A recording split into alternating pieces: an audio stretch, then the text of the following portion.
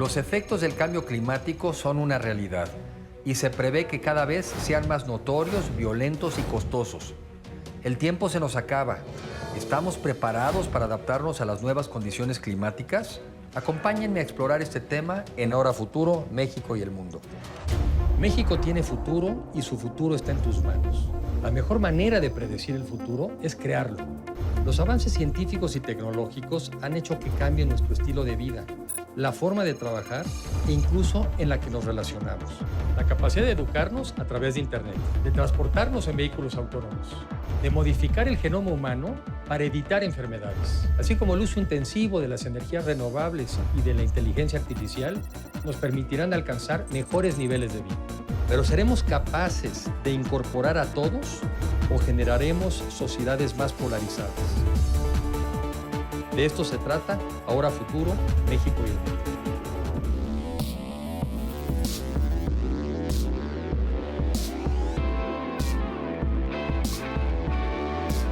¿Qué es el cambio climático y por qué es algo de lo cual nos debemos de preocupar? El cambio climático es un problema muy serio que tiene pues, la sociedad hoy en día. Claramente es el problema ambiental más serio pues, que ha tenido la humanidad. Y lo que pasa es que debido a actividades humanas, como sobre todo la quema de combustibles fósiles, hemos cambiado la composición de la atmósfera y eso tiene como consecuencia cambiar el clima.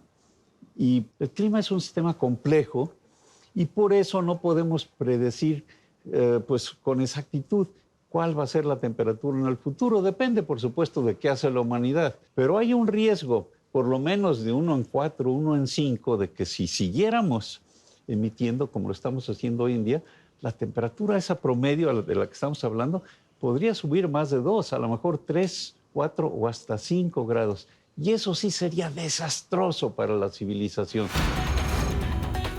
El cambio climático no es lineal. Los mecanismos que lo causan se retroalimentan generando cambios exponenciales. Esto lo hace muy peligroso. Pero también hay metano almacenado, está como congelado en altas latitudes y hay la preocupación de que ese metano ya se empieza a filtrar y a soltar a la atmósfera. Ese es uno de esos mecanismos que están amplificando todos los aspectos negativos del clima. Y la comunidad científica en los últimos 2 o 3 años se ha dado cuenta de que no habíamos estimado correctamente todo el impacto. Es peor de lo que nos habíamos imaginado. En esta realidad, los jóvenes son los que tienen más que perder y por ello deben estar más proactivos ante esta gran amenaza. Porque le estamos dejando a futuras generaciones un futuro en el que no van a poder gozar de la misma calidad de vida que tenemos hoy en día. Y eso es totalmente absurdo, eso no es justificable. En el campo, por ejemplo, entiendo que en algunos lugares de África las temperaturas ya son tan altas que prácticamente acaban con la humedad del medio ambiente, acaban con la humedad de la tierra, y que es una buena parte de la explicación de las migraciones de los pueblos africanos a Europa. ¿Qué nos puede decir de esa parte, el impacto del cambio climático en la agricultura? Es muy importante, sobre todo las sequías. Pues lo tenemos también en Centroamérica. Eso afectó su productividad agrícola en Honduras, etcétera, Guatemala. Todo eso ha sido afectado pues, por estas sequías. Lo que ya estamos viendo pues, con mucha claridad es el impacto en las migraciones. Los inmigrantes pues ya los tenemos encima. Sí, claro. Entonces ya no es que tengamos que esperar a ver cuáles son los efectos. No es solamente el cambio climático, pero sí es uno de los impactos que han enfatizado pues, esta migración que ya estamos viendo. Otro tema que a nosotros en México nos pega mucho y que quizá todavía no se entiende lo suficiente, yo lo he vivido pues, por experiencia profesional, el tema del sargazo. Sí. Y el sargazo entiendo que antes venía de manera constante, pero en cantidades más moderadas. Entiendo que hay un mar del sargazo hacia Estados Unidos, pero este es otro fenómeno. Este es un tema que el impacto que está teniendo en las costas del Caribe mexicano y de muchos países del Caribe es terrible. ¿Qué nos puede decir de sargazo? ¿Por qué será que está ocurriendo eso? Eso, por lo que entiendo, está bastante claro que precisamente por el aumento de temperatura, pero en este caso el océano a menores latitudes, por el Caribe, etcétera. Eso está ocasionando cambios muy importantes pues, en la ecología marina. Y entonces este sargazo, que en realidad es es algo negativo para la distribución de muchas especies.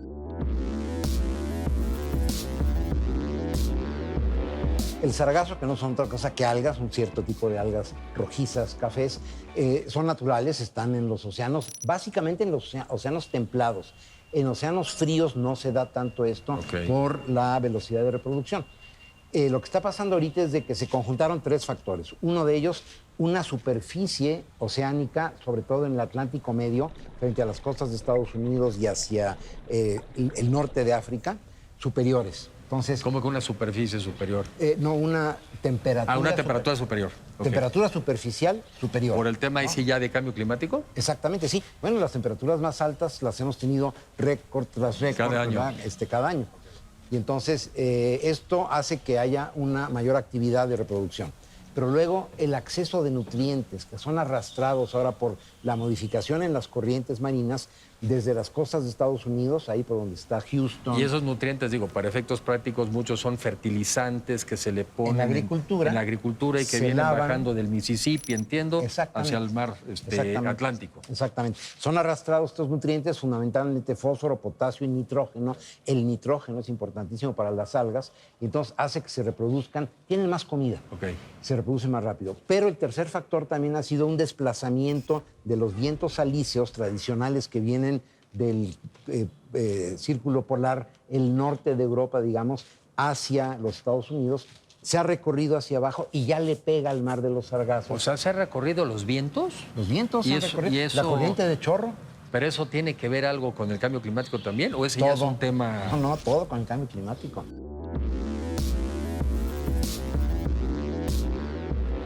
Otro ejemplo que quizás menos visible, pero muy serio también, es el cambio en la acidez de los océanos, porque el dióxido de carbono se absorbe parcialmente por los océanos y eso está afectando muchísimo pues toda la vida marina, ¿no? Los corales, arrecifes, eso ya lo estamos viendo con claridad. Viajo ahora yo mucho a Monterrey, participando en el Tecnológico de Monterrey, pensando que voy a respirar más y también está terrible.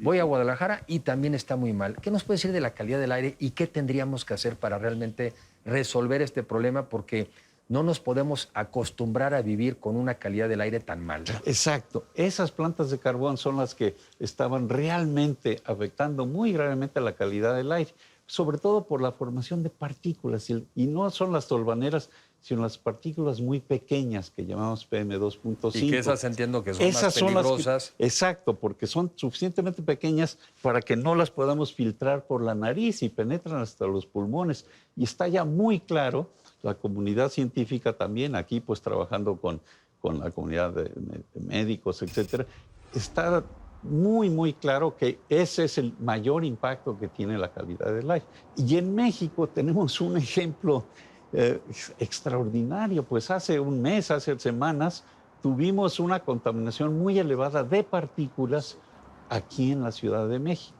Pero lo que pasó hace varias semanas es uno de los impactos del cambio climático, porque ha cambiado la circulación, los vientos, etcétera, han cambiado de tal manera que resulta que hubo incendios pues en la cordillera, ya cerca del Pacífico, incendios que se podían ver muy claramente con fotografías de satélites y el humo de esos incendios nos llegó hasta la Ciudad de México. Y eso nunca había pasado. Y eso es lo que elevó enormemente pues, la concentración de estas partículas que son dañinas, así es que había que pues, decirles a los niños que no salieran a jugar a la calle. En eso cuente con nosotros, porque realmente sí creo que es un tema de información, así como lo está usted haciendo, explicarlo sencillito y que la gente vea que además no es para las generaciones futuras, sino que ya nuestra salud y nuestra economía ya se está viendo afectada. Bueno, uno de los puntos muy claros es, sobre todo en la zona costera, las ciudades que están junto al mar, porque ahí ya lo vemos en Europa, que ya les está afectando mucho y se pueden poner vallas, se pueden hacer cosas,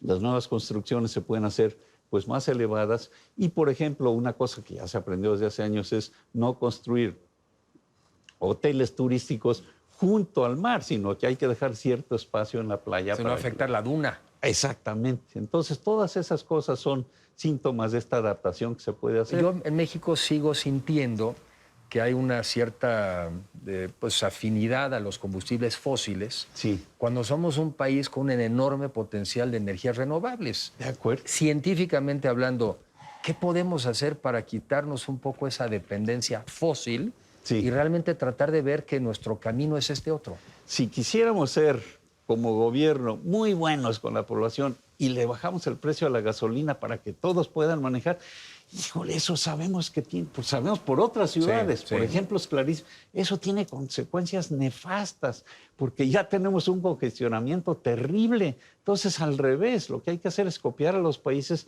que cobran por Sí. usar el automóvil. Pero claro, tenemos que tomar en cuenta que hay gente con pocos recursos que tiene que transportarse.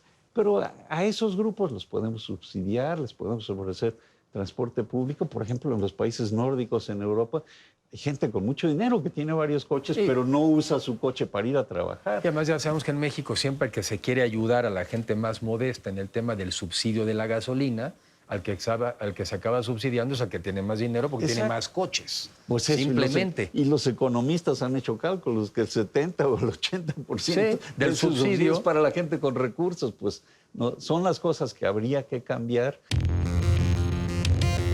El cambio climático te afecta a ti, joven mexicano. ¿A ti qué tanto te importa el medio ambiente? Así como la vida de los animales y las plantas, pero también te debe preocupar tu propio bienestar. Manifiéstate contra las acciones que hagan un daño irreparable a la naturaleza y apoya la transición energética sustentable.